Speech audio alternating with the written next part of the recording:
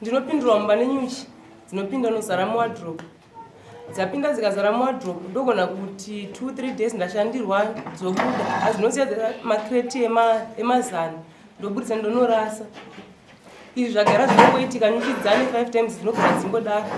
Pamwe pai dzinopindawo ndinotora ndotsvaga munamato ndodzizopiswa dzozadza bhaketi inonorasa panze. Ndabva ipapo ndinoti dzimwe nguva ndichimuka ndosvika pamusuwo pakaitirwa tsvina yemunhu. Ndinodyora ndinorasa. Izvi zvakaitika 4 times.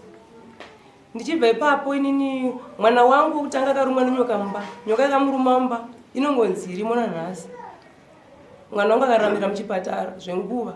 Achipora mumwe wacho aine 3 months dzekuberekwa akabva atanga kurwara surwere rwaanorwara hunzwi isiki kubva pa 3 months zvino zvaane 5 years.